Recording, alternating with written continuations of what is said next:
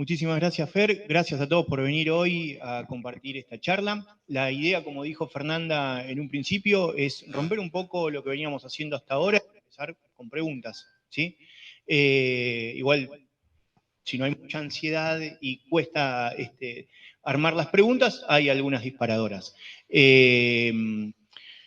Entonces, la idea es hablar de ansiedad en enfermedad de Parkinson. Vamos a ver un poquitito qué es lo que piensan ustedes con respecto a trastornos de ansiedad, ¿sí? ¿Escucho? Y me pongo acá en el medio, perdón, para tapar un poquitito lo que escribimos. Sí, está ansiosa la licenciada.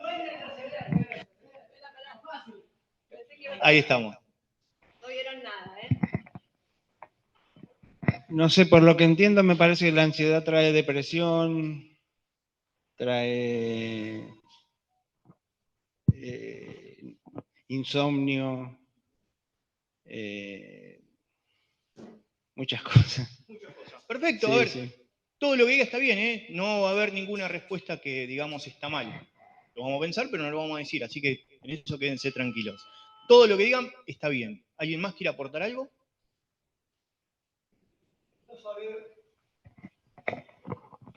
Muchas veces el desarrollo de la enfermedad, cómo evoluciona, cuáles son las cosas que la benefician o la perjudican, en fin. Excelente. El pensamiento que uno tiene que tener sobre eso. Excelente, excelente. Hasta ahora las dos propuestas me parecieron excelentes. ¿Alguien más? Bueno, vamos entonces un poquitito con lo que es el concepto de un trastorno de ansiedad. Sí, cuando nosotros hablamos de trastorno de ansiedad vamos a ver que se va a caracterizar por un montón de situaciones, ¿sí? Principalmente por inquietud, preocupación, miedos, temblores, crisis de angustia, tensión, ¿sí? Y todo esto se va a demostrar con un deterioro significativo de las personas. Y vamos a ver que muchas veces, en vez de recurrir a lo que es el consultorio de salud mental, ya sea para psicología o psiquiatría, el paciente que presenta síntomas de trastornos de ansiedad o de ansiedad, que ahora lo va a desarrollar también la licenciada, no va a venir a vernos a nosotros como primera consulta. ¿Por qué? Porque muchas veces esos síntomas están relacionados con palpitaciones, ¿sí? Y van a ir a ver primero a un cardiólogo.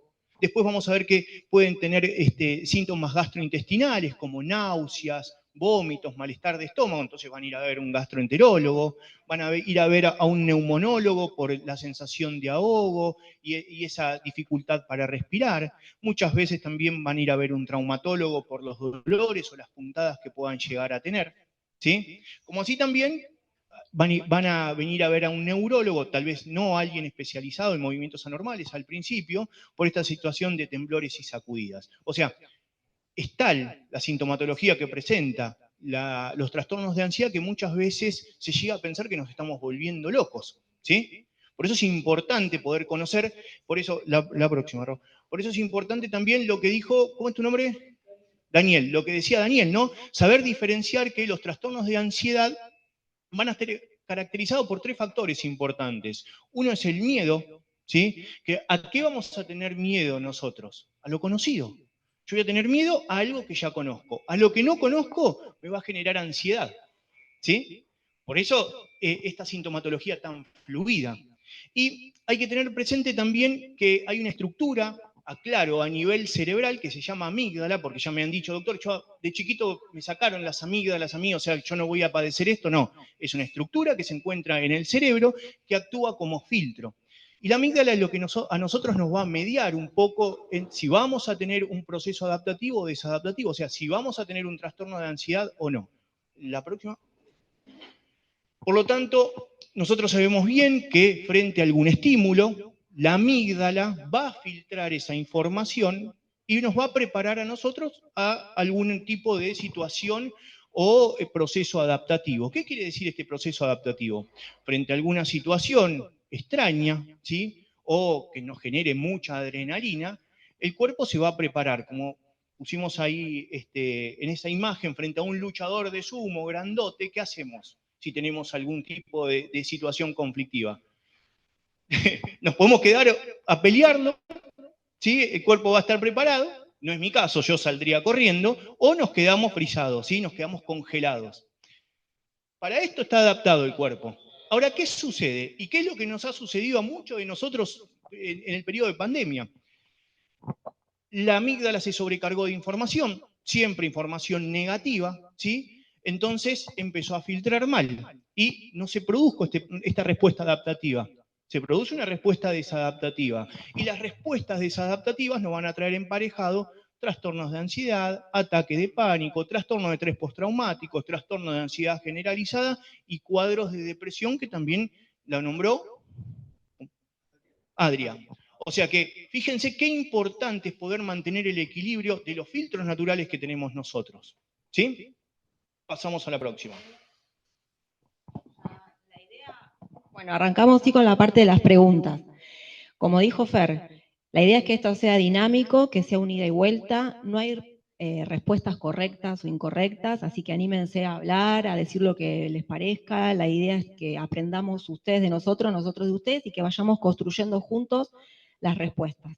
A diferencia de otras charlas donde siempre les pedimos que las preguntas queden para el final, esta vez no. Esta vez pueden ir preguntando a medida que van surgiendo cosas, porque la idea, vuelvo a decirlo una vez más, es que sea dinámico y que sea un ida y vuelta. ¿Sí? Bueno, la primera pregunta es para el doctor Bartoli. ¿Dónde buscamos los síntomas? ¿Qué les parece? ¿Dónde buscamos los síntomas? Una persona con ansiedad, ¿dónde vamos a buscar los síntomas? ¿Dónde creen ustedes que van a presentar los síntomas? De acuerdo a lo que estuvimos hablando recién. Bueno, mi pregunta es si dentro de la sintomatología... ¿Dónde buscar los síntomas? Bueno, es una pregunta también porque, bueno, perdón. Sí. Yo estoy estudiando psicopedagogía, entonces es como que vinimos también a hacer preguntas. Muy bien. Entonces, mi pregunta es también si dentro de la sintomatología, donde estamos buscando los síntomas, en los temblores no se puede confundir la ansiedad con el Parkinson. Excelente. ¿Cómo es tu nombre? Liliana. Bien. No se tendría que confundir. No se tendría... Y, a ver, la pregunta que Diana es una pregunta que muchas veces nos ha pasado en la consulta.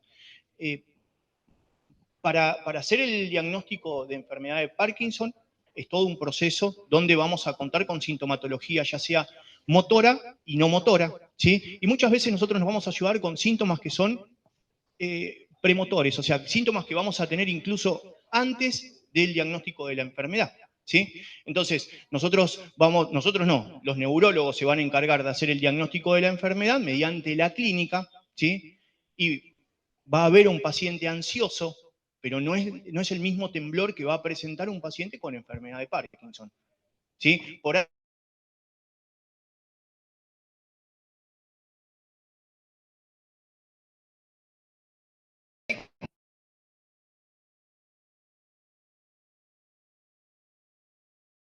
para alguien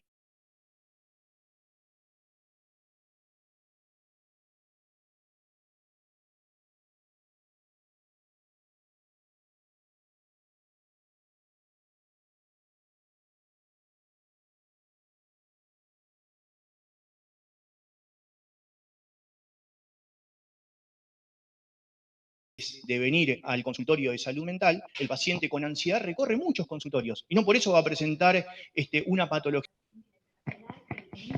El mismo paciente, Sí. cursando la enfermedad, en un episodio psicológicamente. El tema que hacer es enseñarle que puede llegar a acrecentar el temblor una crisis de ansiedad, ¿sí? Pero no se va a confundir una persona que no tiene enfermedad de Parkinson, porque, a ver, si el diagnóstico ya está y presenta ansiedad, muchas veces después de una discusión, tal vez, o de algún proceso que lleve a esta situación, puede llegar a incrementar el temblor. Algo pasajero, ¿sí? Por eso es importante poder trabajar interdisciplinariamente, ¿sí? No, por favor. Entonces, ¿dónde buscamos los síntomas?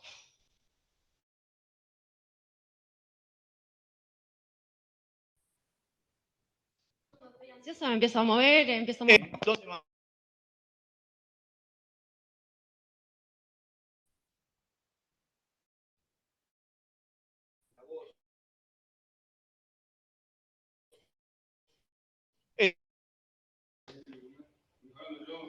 poquito. Si voy, por ejemplo,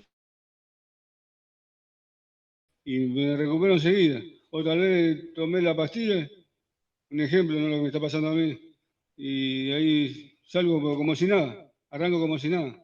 Bien. Pero bien, bien. A mí me operaron el 27 de marzo, el doctor Adamey y el otro neurocirujano, ¿no? Me cuesta la vereda. Y la verdad, un espectáculo, muy bueno, me dieron re bien y me siento bien. Estoy muy contento. Me hicieron la operación.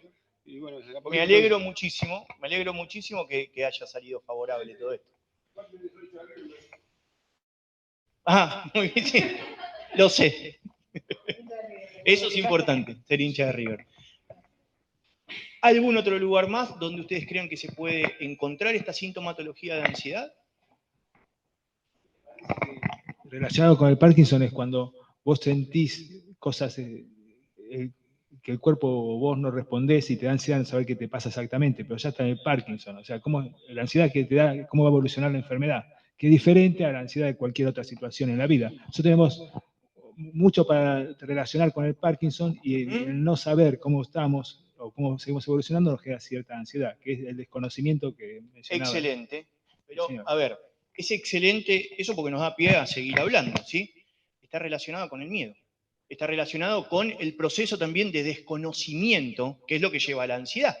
Por lo tanto, si hay Parkinson o no hay Parkinson, también te va a generar esta incertidumbre. ¿A qué hay ansiedad en la enfermedad de Parkinson?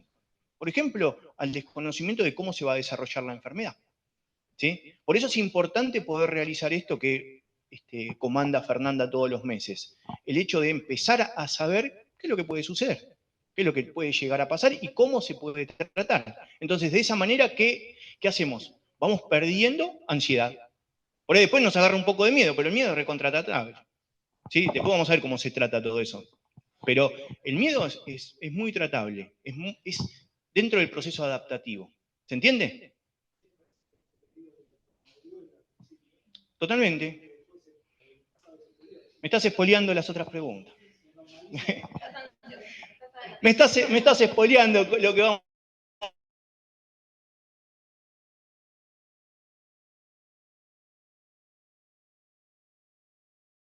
a hacer. No nos quememos. Está bien. Pero, a ver, se entiende esto, ¿no? Ya sea hoy enfermedades. ¿Dónde vamos a buscar los síntomas? La idea era decir, en todos lados. O sea, si bien Nati dijo a nivel corporal, él, la voz, ¿cómo es tu nombre? Mauro dijo la voz. La idea es ver todo el contexto. El pensamiento. Los pensamientos que van a tener alguien que tiene un trastorno de ansiedad va a ser completamente diferente. Que es la expresión facial, las conductas que ocurrir lo peor, esa situación de por ahí quedarse encerrado por miedo a salir y que suceda algo. O sea, se ve en todos lados, ¿sí? En todos lados. Pasamos a la próxima pregunta. En base a todo esto que venimos hablando y que nos viene contando el doctor Bartoli, ¿qué creen ustedes? ¿Está mal sentir ansiedad? Sin llegar a pensar en los trastornos de ansiedad, ¿no? ¿Cómo? Es parte del proceso de enfermedad. Al principio, cuando no sé qué me está pasando, voy al médico y van buscando enfermedades, uno vuelve al desconocimiento, al miedo al desconocimiento. Eso te genera ansiedad. La incertidumbre generadora de ansiedad. ¿Cómo combatimos la incertidumbre? Conociendo después. Exacto, informándonos. Sí. Lo que hacemos hoy acá es combatir la incertidumbre. Después de irnos de acá, se supone que sabemos más acerca de la enfermedad y que vamos a sentir menos ansiedad frente al desconocimiento. Sí. Así que bien. ¿Qué creen? ¿Está mal sentir ansiedad? ¿El resto? ¿No? ¿Por qué? Se tiene que expresar de alguna manera. ¿Qué vamos a estar tapando todo? Exacto. Bien, no está mal sentir ansiedad. La ansiedad es una emoción, ¿sí? Que tenemos todos, es propia del ser humano. No la podemos hacer desaparecer, no la podemos eliminar, no la podemos... ningún tratamiento orientado a la ansiedad apunta a que no exista más ansiedad. Si les dicen eso cuando empiezan un tratamiento, les están mintiendo. Lo que apuntamos en un tratamiento para la ansiedad es aprender a lidiar con la ansiedad, aprender a manejar la ansiedad. Hoy se usa mucho la palabra gestión de emociones, ¿sí? Es una emoción propia del ser humano que tenemos que aprender a manejar y con la que tenemos que aprender a convivir. Se transforma en un problema y pasa a ser un trastorno, como nos contaba Gastón, cuando está en exceso, cuando es incontrolable y cuando interfiere en la vida cotidiana. Cuando la ansiedad está en niveles tolerables, está perfecta, tiene una función que es protegernos frente a una pelea, frente a un robo, se activa la ansiedad y nos protegemos. Y también es un motor. Hoy, todos los que estamos acá tuvimos un monto de ansiedad.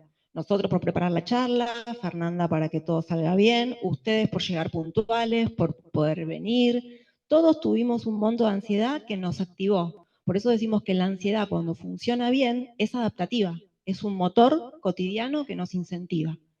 Lo que tiene también, y esto es lo que hablamos de la incertidumbre, que tiene una tendencia a orientarse hacia el futuro.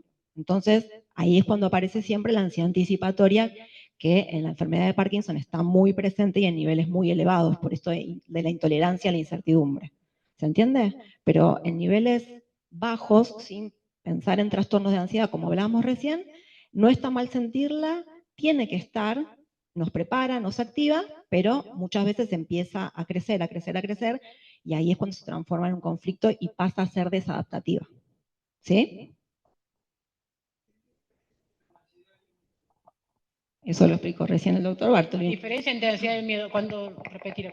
Bien, la diferencia entre ansiedad y miedo es que el miedo juega un factor a algo conocido. Es una respuesta a algo que ya conocemos. Por ejemplo, ¿quién no tiene miedo o quién no tuvo miedo a los payasos? ¿Sí? ¿Sí? Es muy común. ¿Eh? Yo por lo que me cuentan los pacientes, nada más. Y la ansiedad, por ejemplo, es algo que desconocemos. ¿Sí? Como por ejemplo, hablábamos los síntomas que pueden llegar a suceder en una enfermedad como es la enfermedad de Parkinson. ¿Sí? Muchas veces genera esa ansiedad incluso en la sala de espera. Uno está esperando y ve por ahí a otro paciente y dice, pero a mí me pasará esto, no me pasará esto otro, yo tengo estos síntomas, o lo mismo sucede en cada uno. ¿Sí? Bueno, ahí están un poco las respuestas que les conté yo, ¿sí? Y bueno, lo que me faltó mencionar, pero ya lo había nombrado también el doctor Bartoli, es que se manejan dimensiones. La cognitiva, que son los pensamientos, ¿sí? A nivel fisiológico, que es lo que pasa a nivel corporal, y a nivel conductual. Toda emoción nos lleva a hacer algo. Y ahí está el problema con la ansiedad. La ansiedad no es negativa, ¿sí? Pero lo que puede llegar a ser negativo es cómo me manejo frente a la ansiedad. La ansiedad, nada, es una emoción, ni buena ni mala, la tenemos todos, pero todos reaccionamos de diferente manera en relación a eso. Y ahí es donde puede aparecer el conflicto y transformarse en un trastorno de ansiedad. Pero sí es importante que sepan que, como nos contaba Gastón, lo vuelvo a repetir, se manifiesta en las 3 dimensiones, en 3 esferas: cognitiva, conductual y fisiológica. ¿No más? Pasamos a la próxima. ¿Sí?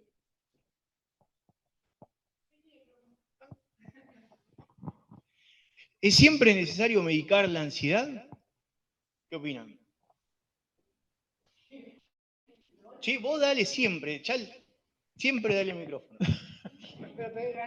Ah, te ganó de más. Yo creo que no. Depende de las acciones que tomás.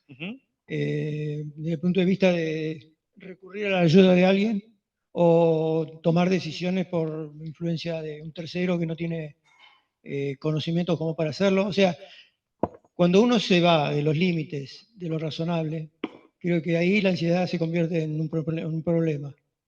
Ahora, si es razonablemente manejable por intermedio de los profesionales que atienden, creo que estaría más conducida. Excelente, excelente.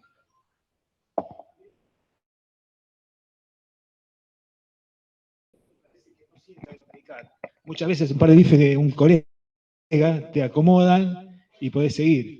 Ya superado o estar transitándolo, reconocerte como que sos normal dentro de la enfermedad y no marciano, te ayuda a superarlo, a llevarlo, a hacerlo como se hace todo se sigue. Fíjense qué importante que es todo esto, porque volvemos a lo que preguntaron anteriormente. ¿Cuál es la diferencia de miedo y ansiedad? ¿No? O sea, vamos volviendo conocido lo desconocido. Por lo tanto, de esa manera, de a poco, sin llegar a la medicación, se va tratando. ¿Qué es lo que sucede? Dígame. Permiso, me voy a colar. Lo que decía él, la importancia de estar en grupos. Claro. ¿Sí? Acá somos muchos que estamos en la red de Parkinson, y esto de que tengas un igual donde compartir, porque la experiencia que te puede dar el profesional es desde la teoría y de la experiencia que tiene de años de ver pacientes, pero no es lo mismo que vivirlo. Entonces, los grupos lo que tienen es eso, que te pueden brindar un consejo diferente y más de la experiencia personal. Sí, sí, sí. Y agrego lo que dijo recién él también, de que los consejos que se dan muchas veces hay que tomarlo también desde la parte importante, porque yo he escuchado muchas veces que dicen, bueno, te tomas un cuartito de clonazepam y con eso vas a andar bien. No, no hay que recurrir en primera instancia al tratamiento farmacológico. Y si se recurre al tratamiento farmacológico, lo tiene que dar un especialista, ¿sí? Porque muchas veces sucede esto en sí. Cuando nosotros armamos esta pregunta, si siempre es necesario medicar, la respuesta tendría que ser no, como dijeron ustedes. ¿Qué es lo que se suele hacer? Actividad recreativa, actividad social, terapia cognitivo-conductual. Y si después de ahí vemos que sigue, que se convierte en un trastorno, recién ver la posibilidad de tener que medicar. Y la medicación, aunque ustedes lean ansiolítico muchas veces, ¿sí? Como son las benzodiazepinas, como es el clonazepam, alprazolam, lorazepam, diazepam, tal vez no sea la medicación indicada muchas veces para estos cuadros, y no quiere decir que si lo tomo yo, también lo tiene que tomar ella, y así todo el grupo. ¿Está bien? Y tiene que ser totalmente controlable, porque ese tipo de fármacos pueden traerle consecuencias a futuro. Por lo tanto, yo recomiendo que siempre sea visto por un especialista y evaluar la posibilidad de qué fármacos hay que tomar en esos casos. Para todos no es lo mismo. ¿Está bien? Sí. Yo quería agregar algo con respecto a los grupos, que si bien en el grupo uno encuentra un parámetro, otro que le pasa lo mismo, que te puede contar su experiencia, no nos comparamos, no estamos como diciendo, bueno, yo tengo que ser igual a él o no, sino que nos sirve de parámetro para ver si lo que sentimos se puede considerar normal o no. Pero bueno, lo que vos decís, cada paciente es único y después con la consulta profesional terminas de entender lo que te falte. Bien. ¿Alguna pregunta? ¿Ah? Sí. Pero no se escucha desde el Zoom. No, la importancia que tiene hacer esto, ¿no? Porque, bueno, yo padecí hace muchos años ataques de pánico, ¿no? Y está bueno entender cómo funciona, porque lo que hacen ustedes para no llegar a la medicación es esta información que la persona que padece ansiedad necesita para saber dónde está ubicado, ¿no? Y no llegar a la medicación, sino a este tratamiento, que es espectacular. Y no tener que pasar después al trastorno de ansiedad que necesita medicación. Sí, está buenísimo tu aporte. Tiene que ver con el conocer, con el poder nombrar la ansiedad, ¿sí? Cuando hacemos un tratamiento para la ansiedad es importante, me adelanto un poco a otra pregunta, pero la psicoeducación, que el paciente sepa qué es la ansiedad, cómo manifiesta, ponerle un nombre. Cuando el paciente dice no sé qué me pasa, que pueda empezar a decir estoy ansioso, siento ansiedad. El ponerle un nombre ya en sí baja la respuesta a la ansiedad. Y el tener un diagnóstico siempre es una brújula, es hacia donde uno se dirige. Y entonces, sí, los grupos de apoyo ayudan a poder identificar el problema, ponerle nombre, y eso ya en sí mismo es tranquilizador. ¿Algo más para aportar o pasamos a la próxima? Bueno, la próxima. Un poco lo venimos hablando. La pregunta es, ¿de qué manera se manifiesta la ansiedad en lo cotidiano? No, volvemos a no hablar del trastorno, vamos más al día a día, a dónde sienten ustedes que la ansiedad les molesta, dónde sienten que aparece. Sin miedo. ¿Cómo? En los vínculos. Sí. ¿En qué lo notas? Ya que empezaste, seguí. Y puede, no recuerdo en forma particular, pero... No, sin hablar de lo personal. Pero, Obvio que con tu mujer no. pero puede ser en, no sé, en las actitudes, en cuanto a la paciencia, Sí. con respecto a eso, una de las cosas que puede Sí. ser. Pará, Dani.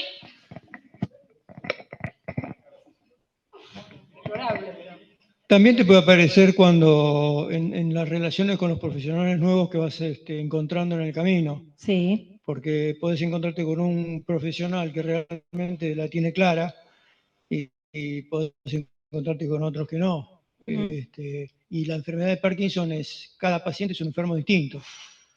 Entonces ahí también te puede generar ansiedad el hecho de encontrarte con alguien de que o no te satisface todas las inquietudes, o te habla de más, o te muestra un camino distinto. Ahí también puedes... Bien. Sí.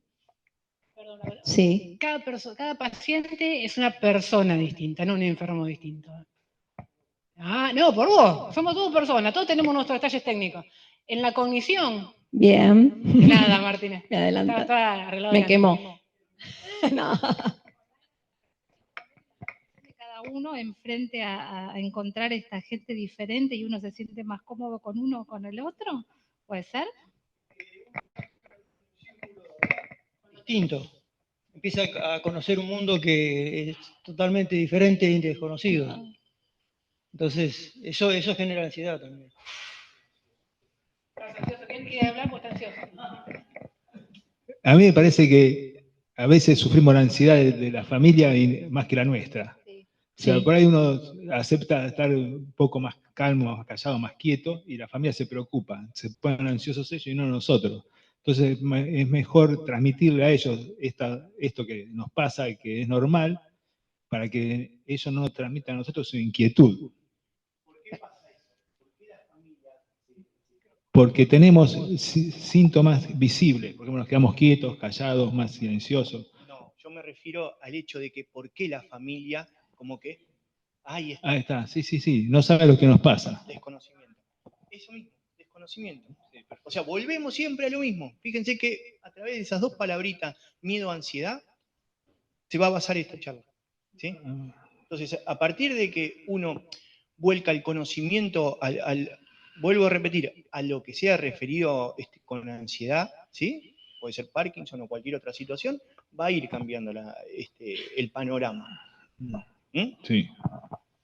Una cosa que está bueno aclarar con respecto a esto es que para cada uno es distinto. Cada uno necesita algo distinto para afrontar la ansiedad. Por ahí hay una persona que necesita estar acompañado y tener un sostén, hay otra persona que prefiere estar sola, que prefiere salir a caminar cuando se siente ansiosa, ¿no? Entonces digo, la única forma que los familiares tienen de saber qué hacer ante una situación así es que la propia persona le diga y le explique y le pida lo que necesita. ¿Sí? Y poder naturalizar la ansiedad, poder decirle al que tengo al lado, en este momento estoy ansioso, déjame que respire un rato, que voy a dar una vuelta, después seguimos hablando y poder naturalizar que uno se siente ansioso. Porque muchas veces lo que pasa es que el que se siente ansioso quiere hacer como que no pasa nada, disimular y es peor. Entonces, poder ponerlo en palabras y poder enseñarle a los demás qué es lo mejor para cada uno es la forma, ¿sí? La familia no es adivina, no tiene forma de saber qué es lo que cada uno necesita. En la ansiedad y en todo, ¿no? Pregunta. Bueno, yo voy a hablar porque mi papá no habla. Dale. O no quiere. No, yo lo que quería comentar es, así con respecto a la ansiedad en lo cotidiano que le veo a mi papá, como trabajo con él también, o lo que siento es que tiene una ansiedad como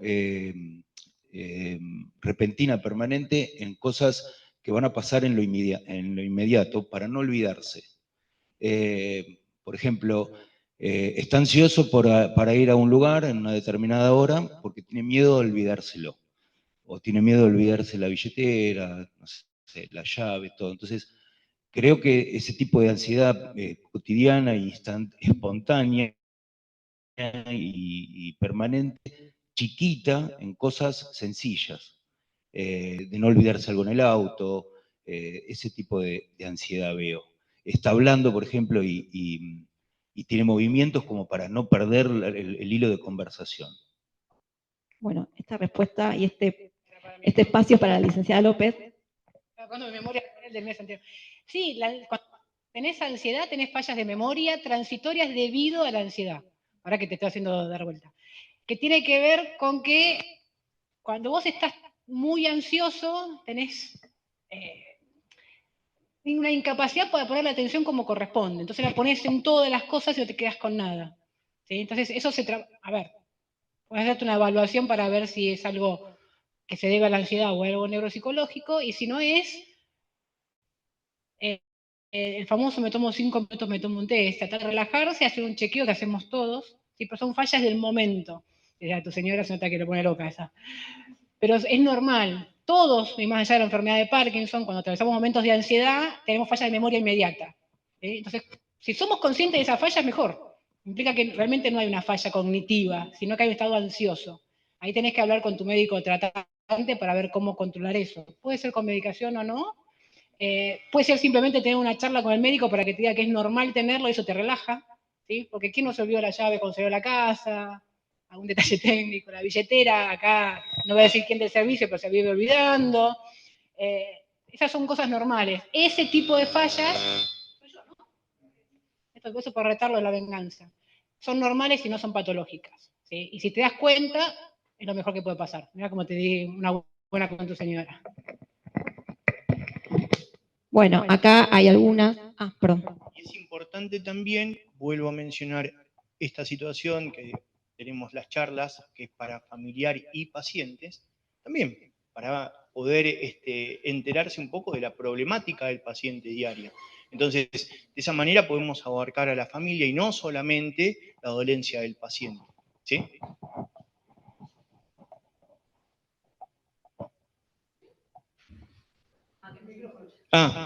Gracias. Bueno, pongo la siguiente diapo donde habla un poco, algunas las fueron diciendo ustedes, donde vemos, ¿me corro? Donde vemos la ansiedad, donde se manifiesta en lo cotidiano, bueno, algunas ya se fueron diciendo, irritabilidad, inquietud, nerviosismo, aislamiento, es muy común, el paciente se empieza a aislar, se empieza a retraer, se empieza a ensimismar. Un aumento de la dependencia, el paciente ansioso algunas veces necesita, ¿sí?, ese apego y estar, ¿sí?, más con algún familiar, y se aumenta la dependencia. Bueno, como decíamos recién, y algo nos habló Fer, la concentración, la atención, fallas cognitivas, tensión, preocupación excesiva, puede aparecer como consecuencia de elevados niveles de ansiedad, trastornos del sueño, y todo en su conjunto lo que lleva es a un empeoramiento de la calidad de vida. ¿Sí? Entonces, por eso es importante empezar a detectar el paciente o el familiar, empezar a mencionarlo en la consulta con el neurólogo, porque por ahí es necesaria una derivación con el neuropsiquiatra, por ahí es necesario empezar un tratamiento para la ansiedad, ¿para qué? Para prevenir y para no llegar a estados más elevados de ansiedad que empeoren mucho más la calidad de vida y que no se transforme en un trastorno, ¿sí?, de ansiedad, como venimos diciendo. Bueno, vamos a una más. ¿Puede afectar la ansiedad del paciente al cuidador y viceversa? Era I-O. Viceversa.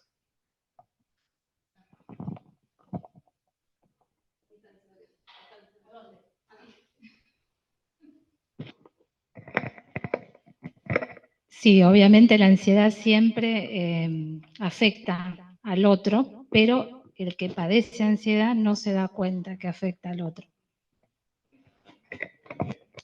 Muy bien. ¿Algún otro aporte?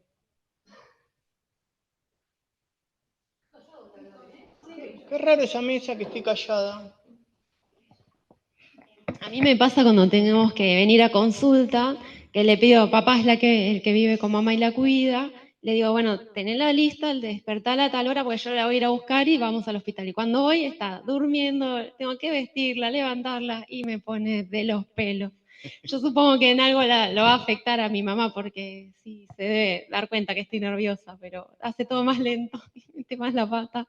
Así que bueno, tengo que aprender a manejar esos momentos, o ir un rato antes y no dar las cosas por sentadas. O sea, se le digo, levantala a tal hora, tengo que ir preparada pensando que no la va a haber levantado y tengo que hacer todo. Así que en ese aspecto me parece que me juega la ansiedad, que me afecta a mí por lo menos. Excelente. ¿Qué opinan?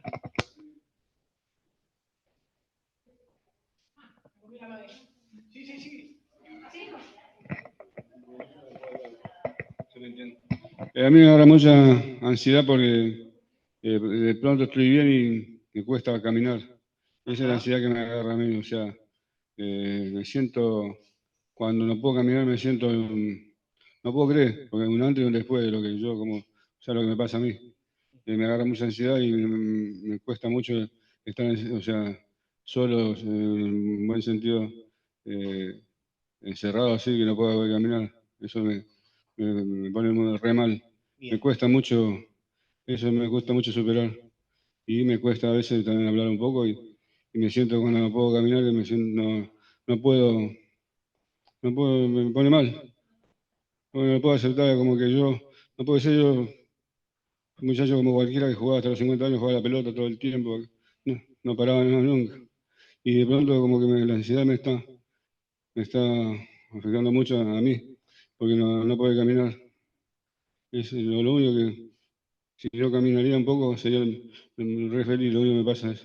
Bueno, Después, bueno, bien. a poquito estoy mejorando a poco, pero la ansiedad de caminar me está matando. Es bueno el aporte que hace él. ¿Por qué? Muchas gracias. No, gracias a vos por el aporte. El hecho de padecer lo que llama deterioro de fin de dosis, ¿sí? Que es una consulta que tal vez esta se va a tener que realizar, porque es una consulta propia y personal de él con el neurólogo, modificando la medicación antiparkinsoniana, va a modificar muchísimo esta situación. Cuando el paciente con enfermedad de Parkinson, que va a tener dos periodos, el periodo off, el periodo on, entra en el periodo off, ¿sí? No solamente la sintomatología motora, al frisarse, no poder caminar, ¿sí? Va a salir a flote, sino también lo no motor. Y dentro de lo no motor, no solamente es la ansiedad lo que te está causando, sino también como situaciones depresivas, ¿sí? Entonces, esa depresión, como habíamos hablado anteriormente, con el cuadro de ansiedad, muchas veces no se trata con antidepresivos, ¿sí? Se trabaja en equipo, interdisciplinariamente con el neurólogo, se evalúa la posibilidad de ver el antiparkinsoniano, cortar los tiempos de toma o aumentar la dosis, eso lo maneja el neurólogo, ¿sí? Y vas a ver cómo vas a mejorar. O sea, obviamente hay que trabajar diferentes procesos de aceptación y otras situaciones con psicólogo, pero eso Hola. lo vamos a ver en consultorio. ¿Sí? Yo quiero aportar una sola cosita a la charla, que muchas veces como neurólogo en la consulta vemos que el paciente empieza a fluctuar con más miedo y ansiedad, y eso tiene relación con las tomas. O sea, vamos a ver que vamos a manejar dos términos que son on y off. On es cuando el paciente está activo, que tiene la mejor, digamos, movilidad, y off cuando está duro y rígido y le falta medicación. Entonces, lo que vamos a ver es que en el día, en el diario, el paciente va a empezar a fluctuar, va a empezar a tener quizás más miedo, más ansiedad, y eso tiene relación, como dijo el doctor Bartoli, a la cantidad de tomas que hay que hacer. Quizás está bajo con respecto a la medicación, y eso lo vemos muy frecuentemente. Bien, gracias, Fer. Quería decir algunas palabras. Una solución así diaria y pequeña es acomodar la toma de dosis. Si yo sé que tengo que venir acá hoy, yo no tomo la pastilla a las 8 de la mañana porque tengo que tomar a las 11 de vuelta y estoy llegando, no llego. La tomo 8:30 y 11:30 cuando tengo que tomar estoy acá sentado. Entonces ese parate que sufro no me entorpece la actividad del día. Si yo acomodo entonces la actividad del día a la toma, empiezo a media hora antes, media hora después o una hora después, me va a ayudar a que el día lo disfrute un poco más que si me despierto y tomo la pastilla sin pensar que va a pasar todo el día. Yo habría que tomar, mi experiencia, no sé si está correcta, pero hay que tomarse unos minutos y quedarse en la cama y acomodar la toma de la pastilla para que empiece la secuencia en los horarios en que me va a beneficiar más estar más activo y no me va a perjudicar tanto estar un poco menos activo. Muchas gracias por el aporte. ¿Y qué les parece a ustedes que pasa con el cuidador? ¿Por qué? ¿Cómo va a influir esto? ¿Sí? ¿Cómo se siente el cuidador? Acá hay muchos cuidadores, a ver, cuidador familiar, ¿sí? Con respecto a la ansiedad. A ver, muy bien. Sí, Pero todo bueno, sirve. es lo que me pasa a mí. Y a mí me afecta, sí, sí. El tema es que él no es ansioso ahora por el Parkinson. La ansiedad de él empeoró con el Parkinson, pero es ansioso de toda su vida. Y bueno, antes por ahí no me afectaba tanto y tenía otra energía yo también para poder seguir esa ansiedad o que no me afecte. Pero, y bueno, ahora que él tiene tanta ansiedad, sí, empieza a afectar. Entonces, es como que pienso, bueno, voy a tener que, porque esto no va a cambiar para mucho, digamos, para que desaparezca la ansiedad. Entonces, la que tiene que buscar una manera de adecuarme a esta nueva etapa soy yo. Y eso es lo que no sé. ¿Cómo me adecuo yo a esta nueva etapa? Hoy creo que no lo usé. No, sí, sí, sí. Excelente, excelente el aporte que está haciendo. ¿Cómo es el nombre? Ana. ¿Qué es lo que sucede? Muchas veces el paciente llega a la consulta y nos encontramos con que la mayor ansiedad, la mayor angustia, y ya nos metemos tal vez hasta en otro tipo de patología, lo tiene el familiar o el cuidador. Y muchas veces ese cuidador, por estar tan pendiente del paciente, se olvida un poco del rol de persona que él cumple o que ella cumple. Entonces, va a estar más ansiosa porque no van a llegar a los tiempos que tiene que realizar las tareas cotidianas por estar muy presente de la persona que padece la enfermedad. Por lo tanto, se empieza a descuidar. Entonces, nosotros lo que hacemos cuando percatamos eso en la consulta es aconsejarle que empiece a hacer una terapia, aconsejarle que tengan un cuidador aparte, aunque sea algunas horas, o que se vaya turnando la familia, ¿sí? Como para tener un espacio también para que este familiar o cuidador que está tan pendiente pueda salir a tomar un café con otras personas o tener una hora de ocio para hacer lo que realmente le gusta y no estar relacionado siempre con la enfermedad que parece el paciente cercano. Muchas veces lo que sucede en la familia es que el cuidador cae así como peludo de regalo, no es que se vota a ver quién quiere ser cuidador del padeciente, ¿sí? O sea, muchas veces lo que sucede es eso.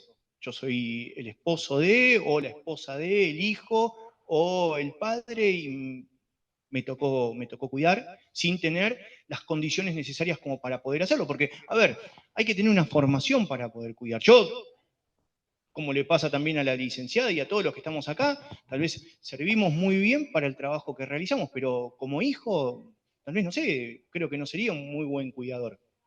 Y me hago cargo aprovechando que está mi papá y mi hermana. Ahí apoyo lo que decís, porque aunque uno tenga la preparación, no es lo mismo cuidar a un otro que, no sé, tenés un horario no sé, de 9 a 17. Vas, te metes en la casa de esa persona, la ayudas, colaborás, termina la hora, chau, me fui. Si sos familiar, el panorama es totalmente diferente. No tenés corte de espacio. Entonces ese espacio hay que crearlo uno. O combinando con otro familiar, o a veces, bueno, convenciendo que necesitas otra persona que te ayude. Así que bueno, sí, eso es lo que decís, es cierto. Aunque tuvieras todas las herramientas, no es lo mismo. No es lo mismo. El rol del cuidador que están conviviendo 24/7 que alguien que va a trabajar de eso. Totalmente. Es un trabajo. El ser cuidador no es un trabajo. Y desgasta. ¿Sí? Y mucho desgasta. Y después un detalle, que hablamos de cuidador y él también mencionó familiar. A veces uno como familiar está mucho más pendiente del familiar de lo que necesita el familiar. ¿Sí? O sea, termina ahogando el familiar a la persona que tiene la enfermedad de Parkinson, en este caso, y termina sobrecargándose uno. Entonces también hay que empezar a medir qué ayudar y qué no ayudar. Y cuando yo torturo a los que torturo con evaluaciones neuropsicológicas, y viene con un familiar con el que convive, siempre le tomamos una escala de estrés del cuidador, justamente para ver eso. Nosotros lo que consideramos siempre es que cuando entra un paciente al consultorio con un familiar, no solamente entra un paciente, sino que tal vez entran dos. Entonces uno está muy atento al familiar y a ver si uno detecta, más allá de una escala que se pueda tomar o no, si hay algo que indique que está estresado, porque se nota el estrés del familiar. Hablando del familiar, y entonces uno ahí también hace intervenciones. Muchas veces pasan a hacer terapia con la licenciada, o uno le dice, a ver, qué información necesita para estar mejor, o se junta con grupos, que hay un montón de grupos desparramados por toda la Argentina. Entonces, está bueno eso, no es nada más que una persona que entra, sino ver el núcleo donde se mueve esa persona.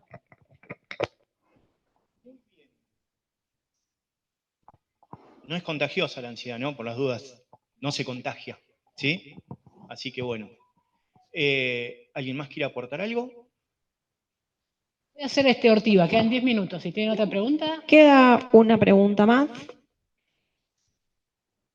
con respecto al tratamiento. ¿Qué hacemos con todo esto? Todo muy lindo, pero bueno, en un tratamiento más que nada por ahí psicológico, ya hablamos antes de medicación, si es siempre necesario medicar o no. Cuando hablamos de un tratamiento psicológico, pregunto, ¿alguien hizo alguna vez terapia cognitivo-conductual? ¿Sí? Hoy justo no vino ningún paciente mío, tengo un futuro paciente. Pero bueno, vos que hiciste terapia, bueno, ¿conoces alguna de las herramientas desde la TCC como para trabajar con la ansiedad? Lo primero es la información y, bueno, respiración, mindfulness. Sí, hay muchas formas de tratar la ansiedad y la verdad que sin medicación es excelente. Bueno, bien, nombraste algunas de las que les voy a mostrar. Quiero que se vayan con la idea de que hay un montón de herramientas para trabajar con la ansiedad desde la terapia cognitivo-conductual. Hoy no es una clase, no les voy a mencionar ni les voy a explicar una por una, pero sí quiero que se vayan con esta idea. Tenemos un montón de herramientas para trabajar con la ansiedad. La psicoeducación, se las nombro. La psicoeducación es lo que hicimos hoy acá, y antes se los mencioné. Para cualquier tratamiento desde la terapia cognitivo-conductual hay que empezar con el conocimiento acerca de lo que estamos hablando. Entonces la psicoeducación es eso. Se empieza un tratamiento educando al paciente con respecto a su padecimiento. Reestructuración cognitiva tiene que ver con el trabajo con las distorsiones de los pensamientos, que hay distorsiones muy características de los trastornos de ansiedad, trabajamos con esas distorsiones, o sea, a nivel cognitivo, qué es lo que el paciente piensa cuando se siente ansioso. Dijiste entrenamiento en respiración, la respiración es la herramienta clave desde la terapia cognitivo-conductual para trabajar con la ansiedad y se asocia a mindfulness para refocalizar en el presente, para trabajar la ansiedad anticipatoria, ¿sí? El famoso aquí y ahora. Exposición, que el paciente de a poquito, cuando se empieza a sentir seguro, pueda empezar a enfrentar esas situaciones que le generan ansiedad y no las evite. Y bueno, la última que les puse tiene que ver con la aceptación. Esto lo hablamos antes también, nombrar la ansiedad, aceptar que está presente, aceptar que es una emoción que no la podemos hacer desaparecer, que está, que hay que aprender a manejarla, pero que va a convivir con nosotros, aceptar que es lo contrario a luchar. Cuanto más lucho contra la ansiedad, más ansioso me voy a sentir. Así que bueno, todo lo contrario a la aceptación es la lucha, por ese camino no hay que ir, ¿sí? Así que bueno, un poco quiero que se vayan con eso, con esa idea. Les resumí, hay más herramientas, pero bueno, hay un montón de opciones para trabajar con la ansiedad, ¿sí? Y para aprender, como les dije al principio, aprender a convivir con la ansiedad, no a que desaparezca porque es imposible, es una emoción que está y que es necesaria. Bueno, muchas gracias y si no sé si